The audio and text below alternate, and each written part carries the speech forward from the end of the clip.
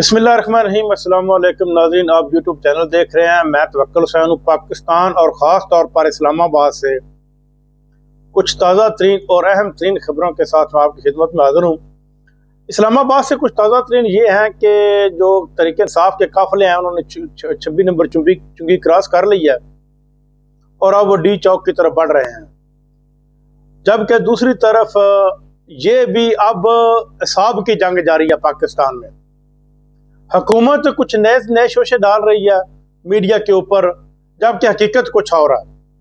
बुशरा बीबी ने कहा कि हमें इमरान खान का ये एक पैगाम हमारे पास है जिसमें उन्होंने कहा है कि सिर्फ और सिर्फ डी चौक में पहुंचना है, इससे आगे पीछे नहीं होना, और डी चौक तक हर सूरत पहुंचना है और पहुंचने के बाद फैसला करना है कि अब क्या करना है, क्या होगा आगे की तरफ। जबकि मीडिया इसकी नई सी नई खबरें दे रहा है, जो गवर्नमेंट का कंट्रोल्ड मीडिया है। गवर्नमेंट के कंट्रोल्ड मीडिया के मुताबिक इस्लामाबाद में फौज तलब कर ली गई है, 111 ब्रिगेड। फौज कभी भी अवाम के सामने नहीं आती, क्योंकि फौज का सिर्फ दो ही काम होते हैं, डू एंड डाई। क्योंकि उनके पास ना तो डंडे होते हैं, ना वाटर कैनन होते हैं, ना शेलिंग होते हैं, उनके पास फसला होता है। उन्होंने तो फायरिंग ही करनी है। जब उनका अपना नुकसान हो तो उन्होंने सीधी फायर खोल देनी होती।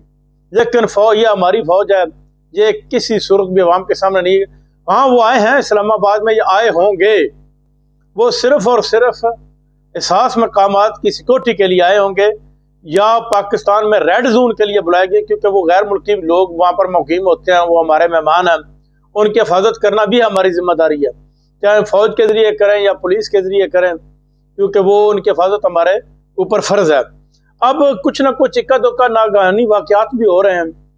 3 रेंजर के एहलकार, एक FC का एहलकार और एक तरीके इंसाफ का रुकन वो शहीद हुए हैं 5। और ये कह रही है जो कंट्रोल्ड मीडिया है, वो कहता है कि ये शहीद हुए हैं 3 लोग, इनके ऊपर तरीके इंसाफ ने गाड़ियां चलाई हैं। लेकिन ऐसा कुछ नहीं है। जो एक सिविल है, जो तरीके इंसाफ का कारकुन शहीद हुआ है, उसका भाई के इंटरव्यू के मुताबिक कि ये जो गाड़ियां 26 नंबर चुंगी से शेलिंग जब इनके पास खत्म होगी, जब ये वापसी की तरफ भागी हैं, तो भागते हुए इनके ऊपर गाड़ियां चढ़ी हैं और किसी ने इनके ऊपर कोई गाड़ी वगैरह नहीं चढ़ाई।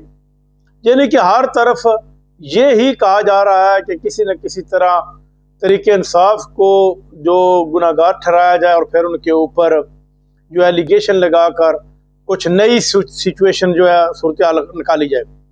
ऐसा कुछ नहीं होगा।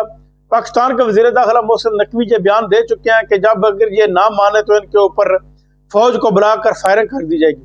उनका ये बयान भी पूरी दुनिया में चलाया जा रहा है, पूरी दुनिया इसको देख रही है। ये जो एहतजाज है, इसको पूरी दुनिया के मीडिया ने कवर किया है। CNN ने कवर किया है, BBC ने कवर किया है, उसके बाद ईरान की मीडिया ने कवर किया। यानी कि पूरी की पूरी दुनिया देख रही है। और ये पाकिस्तान में हो रहा है कि पाकिस्तान के अवाम अपने हक के लिए निकली हुई है और निकल कर अपना हक लेकर जाएंगे। जबकि दूसरी जानब बुशरा बीबी ने यह कहा है, अलीमा, उनकी जो इमरान खान की बहन अलीमा खान ने, कि हम सिर्फ और सिर्फ इमरान खान को छुड़वाने के लिए नहीं आ रहे, हम जितने सियासी कैदी हैं इन सारों की राय चाहते हैं।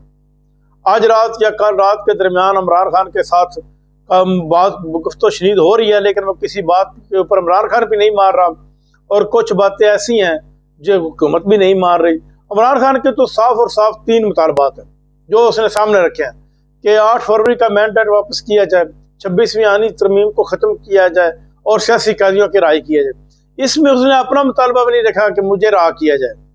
वो तो सिर्फ और सिर्फ सियासी कैदियों की राय चाहते हैं और मुल्क में कानून की हुक्मरानी के लिए वो जंग लड़ रहे हैं, और ये सिर्फ और सिर्फ कानून की हुक्मरानी चाहते हैं। अब अमेरिका में जो नई आ रही है गवर्नमेंट 20 जनवरी को, उसके जुल्म खलीजात जो पिछली गवर्नमेंट में भी, ट्रंप की गवर्नमेंट में भी मशरिक़ वस्ता के उनके पास इख्तियारात थे।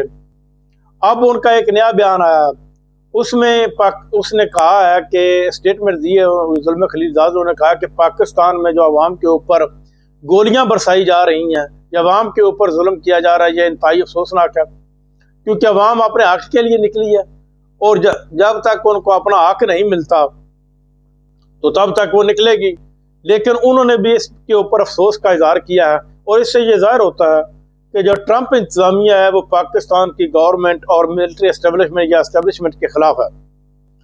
एस्टेब्लिशमेंट को ये अंदाजा हो जाना चाहिए, हो गया होगा कि जो ट्रंप इंतजामिया जो ही जब बैठेगी तो वो इस बात का जरूर नोटिस लेंगे, क्योंकि ये जो एहतजाज हुआ है ये ना सिर्फ पाकिस्तान में बल्कि पूरी दुनिया में एहतजाज हुआ है।